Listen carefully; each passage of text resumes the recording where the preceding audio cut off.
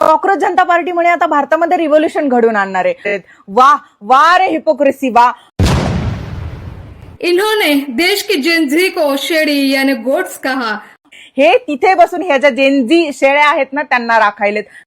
मतलब इन्होंने देश के युवाओं की तुलना बकरों से की है.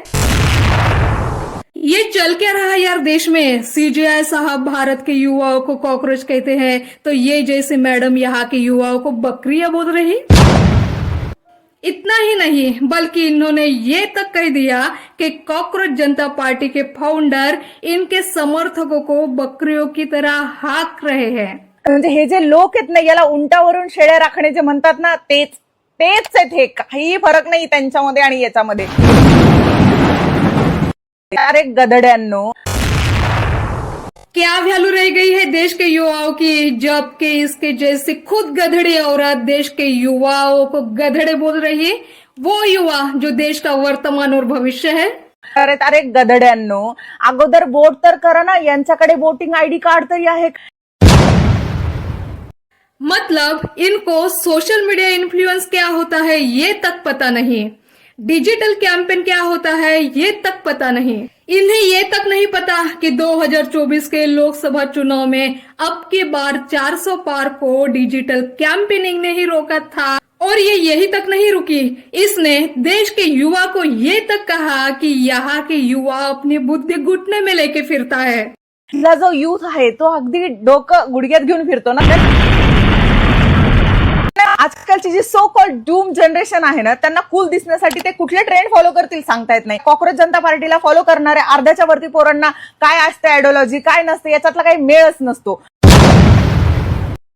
अब बताओ भाई किसकी बुद्धि घुटने में है, क्या यह अलग से बताने की जरूरत है. इन्होंने देश के युवाओं को सीधा सीधा नादान बताया.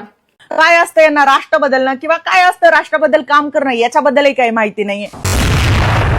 इन्होंने कॉकरोच जनता पार्टी के फॉलोअर्स को बेरोजगार कह दिया, जो कि कहने की कोई जरूरत ही नहीं थी क्योंकि वो तो बेसिक क्राइटेरिया ऑलरेडी है.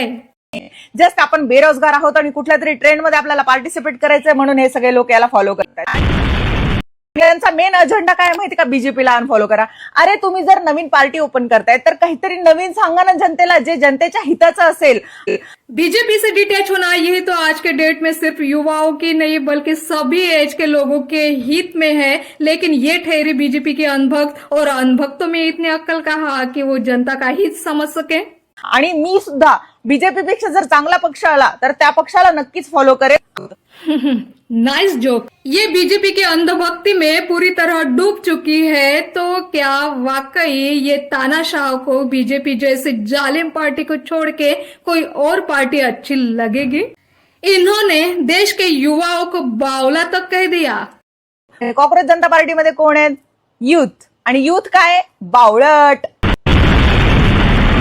अब भड़की हुई है यार ये देश के युवाओं पर. लगता है इसके फॉलोअर्स बढ़ नहीं रहे, जिसका पूरा का पूरा गुस्सा ये कॉकरोच जनता पार्टी पर, उनके फॉलोअर्स पर और देश के युवाओं पर निकाल रही.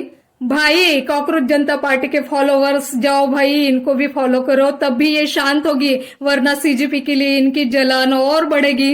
हे लोक टीएमसीला सपोर्ट करतात, आम आदमी पार्टीला सपोर्ट करतात, त्याच्यानंतर काँग्रेसला सपोर्ट करतात. आणि या तीनही पार्ट्या ज्या आहेत त्या हिंदू विरोधी आहेत. गाय को माता सिर्फ हिंदू मानते हैं, यहाँ तक कि गाय में देवी देवता बसे होते हैं ये भी सिर्फ हिंदू मानते हैं. उसी गाय को यानी देवी देवताओं को काटने का समर्थन देने वाले बीजेपी नेता है तो बीजेपी से बड़ा हिंदू विरोधी और कौन हो सकता है. वो हमारी गौ माता हम लोग भगवान मानते हैं और वो गौ माता का एक पर्टिकुलर एज ऑफ 14 और उसके बाद अगर उसको मारना है तो उनका सर्टिफिकेट लगेगा. ये यहीं पर नहीं रुकी, ये कितनी साइको है ये भी इसने प्रूफ के साथ दिखा ही दिया. इसने कहा कि कॉकरोच जनता पार्टी का एक मेंबर इसको मिल गया जिसको इसने अपने चप्पल के नीचे कुचलकर मार डाला. कॉकरोच जनता पार्टीचा एक मेंबर सापडला, आता मारलाय बघा मी चपलेखाली, आता जस्ट चिरडलाय त्याला. कॉकरोचेस बाहेर निघालेत गाईस त्याच्यातून. क्या साइको है यार ये.